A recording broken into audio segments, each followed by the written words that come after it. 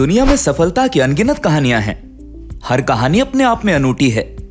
फिर भी सब कहानियों में जो सूत्र सामान्य हैं, वो अटलता और दृढ़ संकल्प हैं।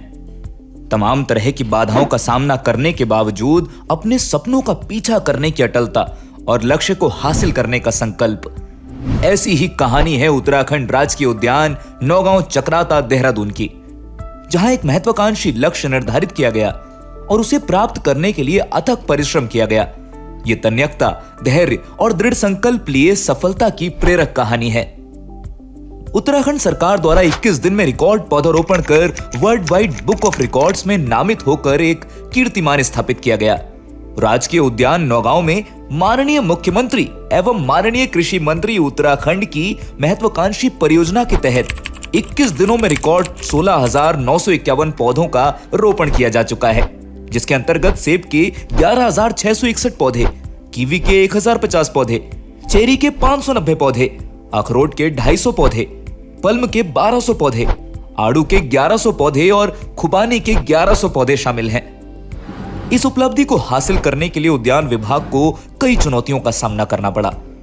असाध्य पहाड़, पथरीली जमीन और दुर्गम क्षेत्र होने के कारण खाद पौध के ढुलान हेतु उचित व्यवस्था न होना, बंजर धरती की सफाई कर उसे पौधरोपण हेतु उपयुक्त बनाना और सिंचाई के लिए उचित व्यवस्था न होना जैसी कई समस्याएं विभाग के समक्ष खड़ी थीं।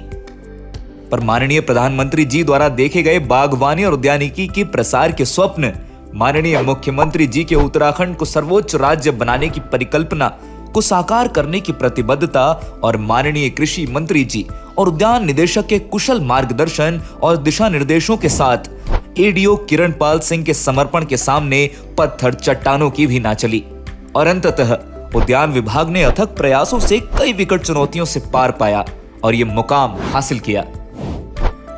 ये जो रामताल गार्डन यहाँ पर था, ये बहुत एक प्रकार से डिफंक्ट जैसा हो गया था, डिग्रेड हो गया था और एक झाड़ झंगाड़ में तब्दील हो गया था। मुझे बहुत प्रसन्नता हुई कि एक बहुत फोकस तरीके से, बहुत डिटरमिन्ड तरीके से यहाँ पर इस ऑर्चर्ड को रिजुविनेट करने का काम हो रहा है। जैसा कि इस उद्यान का पहले भी उद्देश्य था, ये एक प्रकार से रिसर्च सेंटर जैसा था। यहाँ पे जो कुछ होगा उससे बहुत सारे सराउंडिंग गांवों में लोगों को हॉर्टिकल्चर एक्टिविटीज़ के लिए और मोटिवेट होंगे लोग। ये एरिया बहुत it's fast catching up as an future tourist destination. तो ये बाकायदा एक एसेट होगा इस रूप में भी। हॉर्टिकल्चर एक्टिविटीज़ के साथ ही साथ पर्यटकों के लिए भी बड़ा आकर्षण का केंद्र बनेगा।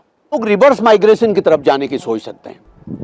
यदि लोगों को अच्छा जीवन स्तर औद्यानिकी के माध्यम से, हॉर्टिकल्चर एक्टिविटीज़ के माध्यम से, पर्यटन के माध्यम से मिलता है, तो जाहिर तौर पे जो हमारा यंगर जनरेशन है वो इसकी तरफ आकर्षित होंगे।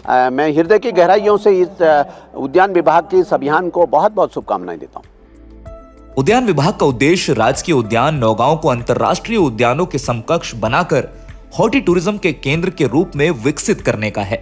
चक्राता का क्षेत्र है, ये टूरिज्म के लिए भी बहुत ज़्यादा अच्छा माना जाता है। तो इससे ये फायदा भी रहेगा कि हमारा जो विभाग है वो हॉर्टिकल्चर टूरिज्म को भी प्रमोट करेगा। लोग आएंगे वो यहाँ पे ये भी सीख पाएंगे कि कैसे हॉर्टिकल्चर फार्मिंग की जाती है। और हम लोगों का ये प्रयास है कि जो कृषकों के बीच का जो बॉन्ड है और सरकार के बीच का बॉन्ड है वो इसके माध्यम से मजबूत बन सके। बकौल उद्यान निदेशक, नौगांव उद्यान आने वाले समय में अपने फलों के उत्पादन और सुंदरतम दृश्य भूमि के लिए जाना जाएगा, जिससे सैलानी आकर्षित होंगे। यहाँ प्लान है कि यहाँ जो लोग आएंगे उनको हम लोग तकनीकी रूप से जानकारी देंगे और क्षेत्र की जनता को इससे लाभ मिलेगा। जहां एक ओर सैलानियों का आवागमन क्षेत्र में रोजगार के अवसर बढ़ाएगा, वहीं दूसरी ओर राज्य के राजस्व में इजाफा होगा। एडीओ किरणपाल सिंह इस उपलब्धि का पूरा श्रेय उत्तराखंड के माननीय मुख्यमंत्री, माननीय कृषि मंत्री और उद्यान विभाग निदेशक को देते हैं। किरणपाल जी के अनुसार उद्यान एवं खाद्य प्रसंस्करण विभाग के निदेशक डॉक्टर बावेजा के मार्गदर्शन में विभाग ने निरंतर नई ऊंचाइयों को छुआ है। इस कहानी से स्पष्ट हो गया है कि नौगांव उद्यान की ये यात्रा चुनौतियों के बिना नहीं थी। रास्ता लंबा और पथरीला था, लेकिन इस कहानी का केंद्र रहा उद्यान विभाग कभी भी अपने लक्ष्य से नहीं भटका। चाहे कुछ भी हो, उद्यान विभाग अटल, प्रतिबद्ध और दृढ़ बना रहा। उत्तराखंड सरकार ने यह हासिल कर लिया है जो बहुतों को असंभव लगता था। लेकिन उत्तराखंड सरकार जानती है कि यह सफलता आखिरी नहीं है, बल्कि एक नए अध्याय की शुरुआत है।